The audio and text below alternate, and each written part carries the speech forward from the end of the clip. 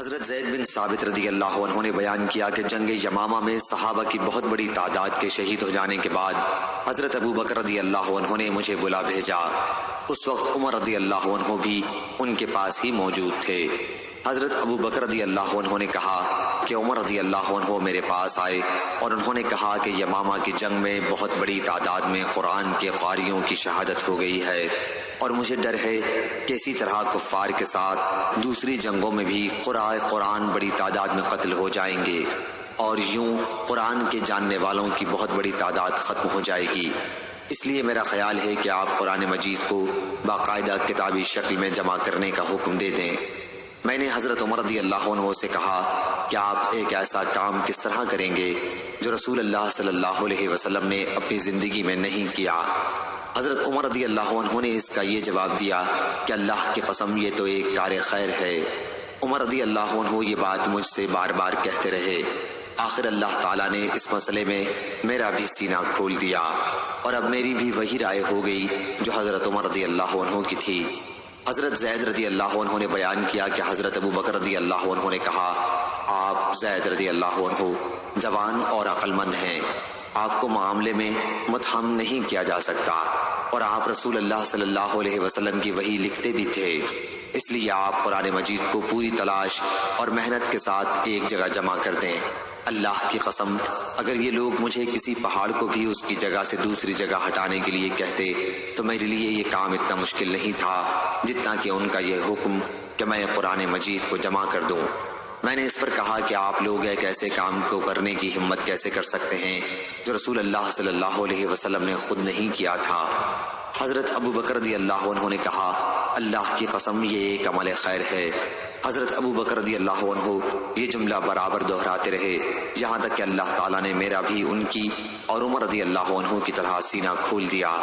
چنانچہ میں نے قرآن مجید جو مختلف چیزوں پر لکھا ہوا موجود تھا کی تلاش شروع کر دی، اور قرآن مجید کو کھجور کی چھلی ہوئی شاخوں، پتلے پتھروں سے جن پر قرآن مجید لکھا گیا تھا اور لوگوں کے سینوں کی مدد سے جمع کرنے لگا۔ سورہ توبہ کی آخری آیتیں مجھے ابو خزیمہ انصاری رضی اللہ عنہ کے پاس لکھی ہوئی ملی۔ یہ چند آیات مکتوب شکل میں ان کے سوا اور کسی کے پاس نہیں تھیں۔ لقد جاءکم رسول من انفسکم عزیز علیہ ما عنتم سے سورہ برأۃ توبہ کے خاتمے تک۔ جمع کے بعد قرآن مجید کے یہ صحیفے حضرت ابو بکر رضی اللہ عنہ کے پاس محفوظ تھے۔ پھر ان کی وفات کے بعد حضرت عمر رضی اللہ عنہ نے جب تک وہ زندہ رہے اپنے ساتھ رکھے، پھر وہ ام المومنین حضرت حفصہ بنت عمر رضی اللہ عنہ کے پاس محفوظ رہے۔ صحیح بخاری حدیث نمبر 4986۔ حضرت زید بن ثابت۔ بچوں یہ کوئی بدعت نہیں ہے، یہ سنت کریمہ ہے۔ ہاں ایک پہلو ہو سکتا ہے کہ جس حیات قضائیہ کے ساتھ ہم منا رہے ہیں اس کو آپ کہہ سکتے ہیں کہ جی ایک نیا طریقہ ہے، جلوس نکالنا، جھنڈیاں لگانا، لائٹنگ کرنا، خاص اجتماعات کے انعقاد کرنا، یہ کچھ نئی چیزیں ضرور ہیں، اور ہر نئی چیز کو بدعت کہا جاتا ہے، لیکن یہ بھی ہم نے صحابہ کرام علیہم رضوان سے سیکھا۔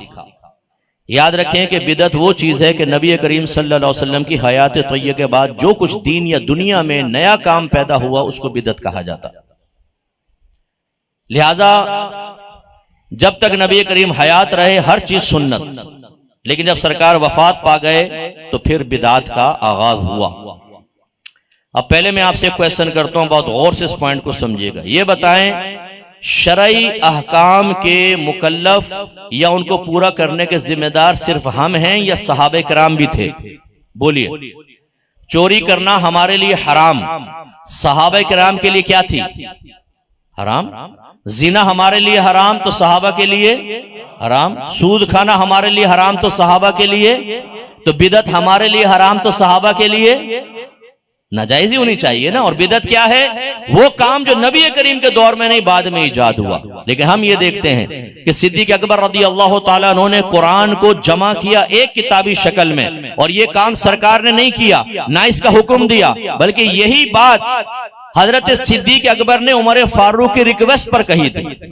جب مسیلمہ کذاب سے جہاد ہوا اور بہت سارے حافظ صحابہ شہید ہوئے تو عمر فاروق ابو بکر صدیق رضی اللہ تعالیٰ عنہ کی خدمت میں حاضر ہوئے کہ حضور اگر اسی تیزی کے ساتھ حفاظ صحابہ شہید ہوتے رہے تو قرآن کی حفاظت کا معاملہ خطرے میں پڑ جائے، لہذا آپ اس کو کتابی شکل میں جمع کریں، کیونکہ پہلے جیسے جیسے وحی نازل ہوتی، مثلا 10 صحابہ بیٹھے، سرکار ان کو قرآن لکھوا دیتے تھے، پھر سرکار کہیں اور گئے، 5 صحابہ ساتھ ہیں، نئے صحابہ، ایک آیت وہاں نازل ہوئی، ان کو لکھوا دی، پھر وہ آپس میں شیئر کرتے تھے اور پھر صحابہ جمع کر کے یاد کر لیا کرتے تھے، لیکن ایک کتابی شکل میں نہیں تھی۔